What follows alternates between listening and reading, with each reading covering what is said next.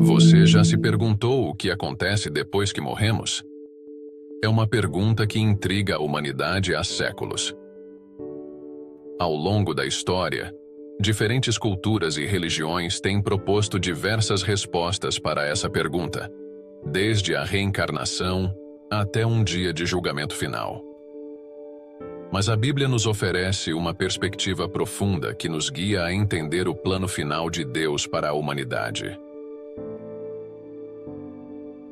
A Bíblia descreve a morte não como um fim, mas sim como uma transição. Para os crentes, é a passagem para a vida eterna na presença de Deus, uma transição do temporário para o eterno. Mas o que exatamente essa transição envolve? O que acontece com nossas almas nesses momentos imediatamente após a morte? As Escrituras nos fornecem respostas consoladoras, lembrando-nos de que nunca estamos sozinhos nesta jornada.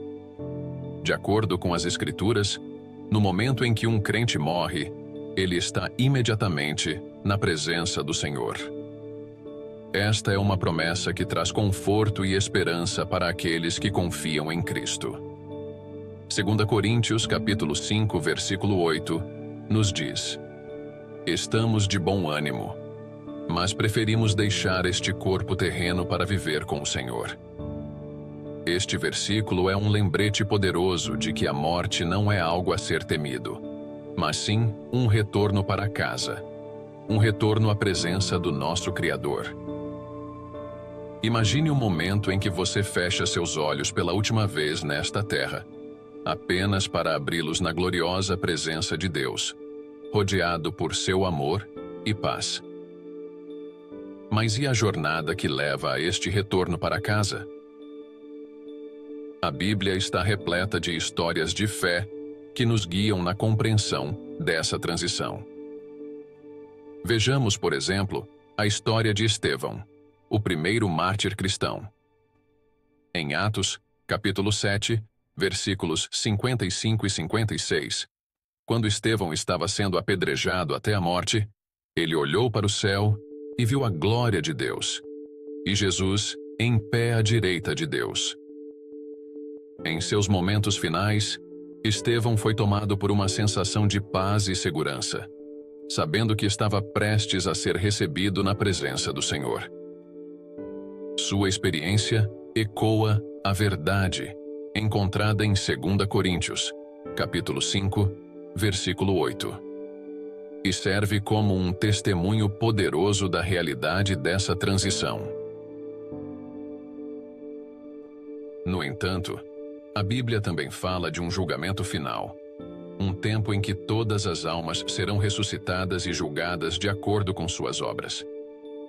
Este julgamento final é um momento sério, um tempo em que a medida completa de nossas vidas será revelada diante de Deus. Apocalipse, capítulo 20, versículos 12 e 13. Pinta um quadro vívido deste momento. Vi os mortos, grandes e pequenos, em pé diante do trono, e livros foram abertos. Outro livro foi aberto, o livro da vida. Os mortos foram julgados de acordo com o que tinham feito, conforme registrado nos livros. Esta cena nos lembra da seriedade de nossas escolhas nesta vida e das consequências eternas que elas carregam. Mas e o período entre a morte e este julgamento final? Este é um tópico que tem sido debatido por teólogos durante séculos. Alguns estudiosos interpretam a Bíblia como sugerindo um estado de sono da alma, onde a alma repousa em um sono tranquilo até o dia da ressurreição. Esta interpretação é baseada em versículos como Daniel, capítulo 12, versículo 2, que diz: Muitos dos que dormem no pó da terra despertarão, alguns para a vida eterna, outros para a vergonha e o desprezo eterno. Esta ideia do sono da alma oferece uma sensação de descanso e paz para aqueles que morreram, enquanto aguardam a ressurreição final. Por outro lado, outros acreditam que os crentes são imediatamente conduzidos ao paraíso, aguardando a ressurreição final com o Senhor. Esta visão é apoiada por versículos como Lucas, capítulo 23, versículo 43, onde Jesus diz ao ladrão na cruz: Em verdade te digo que hoje você estará comigo no paraíso. Isso sugere que não há período de espera, nenhum sono, mas sim uma transição imediata para a presença de Deus. O pensamento de estar imediatamente no paraíso com Jesus é reconfortante, oferecendo esperança para aqueles que creem. Independentemente da interpretação, a Bíblia é clara que para aqueles que creem em Jesus, a morte não deve ser temida.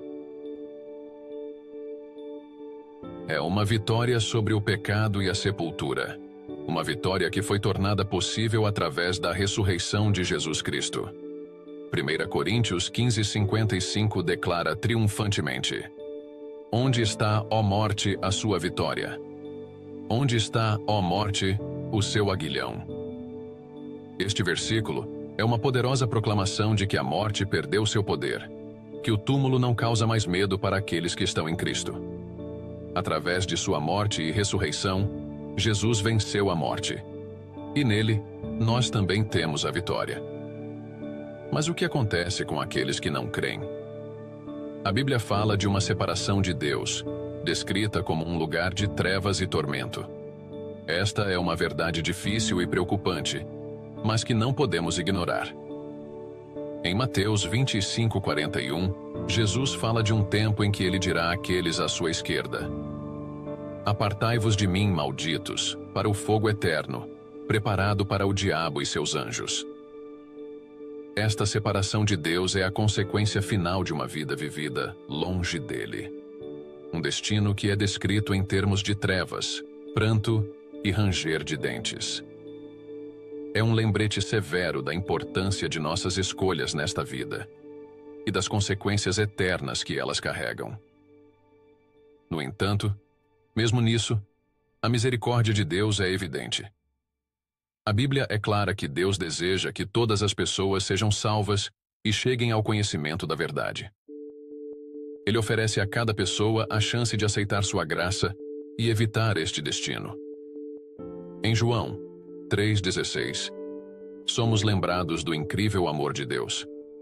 Porque Deus amou o mundo de tal maneira que deu o seu Filho unigênito, para que todo aquele que nele crê não pereça, mas tenha a vida eterna. Esta oferta de salvação está disponível para todos, e é um presente que não podemos deixar de aproveitar. Em João 14:2 e 3, Jesus promete: Na casa de meu Pai há muitas moradas. Se não fosse assim, eu lhes teria dito: Vou preparar-lhes lugar. E se eu for e lhes preparar lugar, voltarei e os levarei para mim, para que, onde eu estiver, vocês estejam também. Esta bela promessa assegura aos crentes que há um lugar preparado para eles no céu, um lugar de paz e alegria, eternas, onde não haverá mais dor, nem sofrimento, nem lágrimas. A imagem de uma casa com muitos quartos é reconfortante, oferecendo a segurança de que há um lugar específico para cada um de nós no reino eterno de Deus. Ao considerarmos o que acontece depois que morremos, lembremo-nos de que a mensagem da Bíblia é de esperança, não de medo. Para aqueles em Cristo, a morte é meramente a porta de entrada para a vida eterna, uma vida repleta da presença de Deus, livre de dor, sofrimento e tristeza. Esta esperança é o que nos sustenta nesta vida, dando-nos a força para suportar as dificuldades e provações, sabendo que um futuro glorioso nos aguarda. Então, qual deve ser a nossa resposta a esse conhecimento? Como devemos viver à luz da verdade sobre a morte e a vida após a morte? Devemos viver com a segurança das promessas de Deus, aproveitando ao máximo nosso tempo aqui na Terra, sabendo que nosso verdadeiro lar nos espera. Filipenses 1:20. E resume essa mentalidade perfeitamente. Porque para mim o viver é Cristo e o morrer é lucro. Este versículo nos encoraja a vivermos nossas vidas plenamente para Cristo, sabendo que quando nosso tempo nesta terra chegar ao fim, ganharemos algo muito maior: a vida eterna com nosso Salvador.